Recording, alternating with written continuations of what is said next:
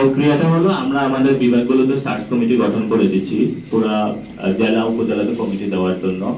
আমরা সেখানে কিছু ক্রাইটেরিয়া রেখেছি, সেখানে যাতে ওমেন রিপ্রেজেন্টেশন থাকে, সংখ্যালঘু রিপ্রেজেন্টেশন থাকে, স্পেশালিস্ট কিছু মানুষ থাকে, এবং যারা হলো গণ অভ্যুত্থানের স্পিরিটকে ধারণ করে বাংলাদেশের প্রতি লয়াল কমিটেড, বাংলাদেশের প্রতি সেই মানুষগুলোকে আমরা, এবং বাদ মতানুগত পার্টির উদ্যোগীও আমি যারা বাংলাদেশের জন্য কাজ করতে পারবে আমরা তাদেরকেই সেই জায়গাতে ক্রাইটেরিয়া বেসিসে হলো কাজ করতেছি। ধন্যবাদ। আরেকটা কোশ্চেন হচ্ছে সংবিধান বিষয়ে। আমাদের প্রাথমিক আলোচনা হলো আমরা সংবিধানকে হলো নতুন করে লিখবো, এবং আমরা এই বিষয়গুলোকে ডিটারমাইন, কারণ আমাদের যে ৭১ সালে যে মুক্তিযুদ্ধ হয়েছিল, সে সকল মুক্তিযুদ্ধের পরে ৭২ যে সংবিধানটা লেখা হয়েছিল, সেটা হলো আমরা মনে করি যে ৭১ যে অভিপ্রায় ছিল সেটা পরিস্ফুটিত হয় না। এটা একদলীয় একটা দলের বা বাকশালের ভিত্তিতে সংবিধানটা লেখা হয়েছিল, যেটাতে গণমানুষের কোনো অভিপ্রায় ছিল না, এবং সেই যে সমস্যা বা সংকটের সৃষ্টি হয়েছিল সেটাতে কিন্তু আমরা ৭৮ থেকে শুরু করেছি, 111 সরকার দেখেছি, ৯০-এর আন্দোলন ব্যর্থ হয়েছে, এবং এর মধ্যে হলো ৭৫-এর পরও একটি সুযোগ বা সৃষ্টি হয়েছিল। অনেকেই সে সময় হলো বাংলাদেশে একটা পুনর্গঠনের সুযোগ এসেছিল, কিন্তু সে সময় কাজগুলো করা হয় নাই এবং সে সময় বিশৃঙ্খলা হয়েছিল। কিন্তু যখন ২৪-এ এসে আমরা কথা বলছি, ২৪-এর যে গণ অভ্যুত্থান হয়েছিল, অসংখ্য মানুষ শহীদ হয়েছিল, আহত হয়েছিল, এই সময়ের যে সুযোগ এসেছে, এবং বাংলাদেশের অধিকাংশ হলো তরুণ, এবং এই গণ অভ্যুত্থান হলো বাংলাদেশের কোন শ্রেণী, পেশা এবং দল মত সবাই হলো অংশগ্রহণ করেছে। তাদের সাথে আমরা একটা গণ আলোচনার আয়োজন করব সমাজের সকল অংশীজন নিয়ে, এবং তাদের মাধ্যমেই যে জনরায় আসবে, সে রায়ের মাধ্যমে আমরা একটা নতুন সংবিধান লিখবো, যে নতুন সংবিধানে বাংলাদেশের সকল মানুষের যে আকাঙ্ক্ষা রয়েছে সেটা থাকবে, এবং ভবিষ্যতে বাংলাদেশে কোনো ফেসিস্ট বা রিজিমের যাতে প্রত্যাবর্তন না করতে পারে সেই জিনিসটার আমরা হলো কবর দিয়ে যাব।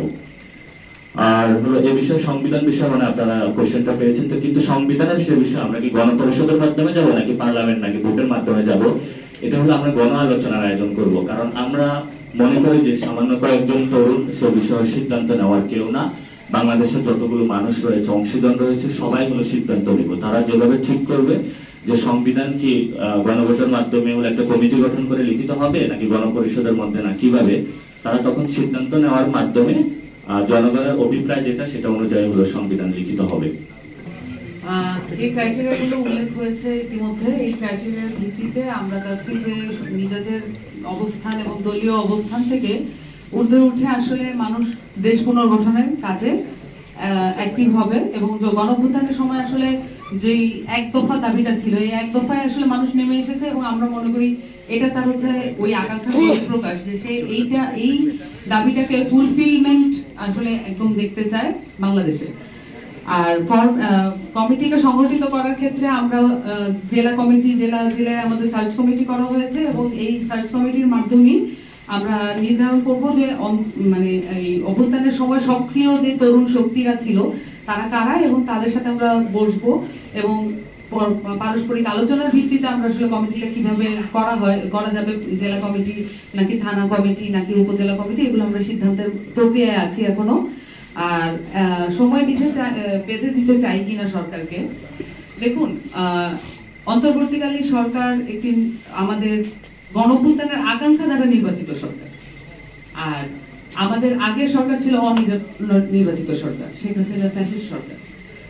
3 টার্মে তারা 2 টার্মে অ্যাটলিস্ট তারা মানে বিদেশে এবং ইন্টারন্যাশনাল এবং লোকালি তারা হচ্ছে অনির্বাচিত, এটা প্রমাণ হয়েছে।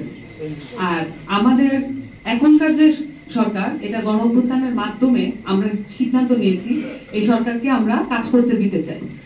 অবশ্যই এখানে সময়ের ক্ষেত্রে আমরা সবাই চাইবো দ্রুততম সময়ের মধ্যে কার্য সমাধান হোক।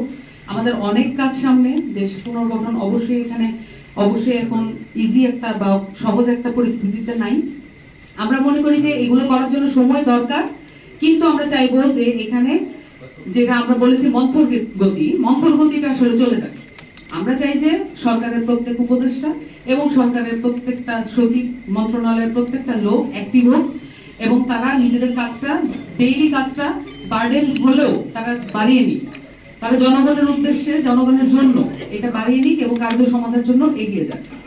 আর এটা দ্রুততম সময়ের মধ্যেই আমরা চাইব।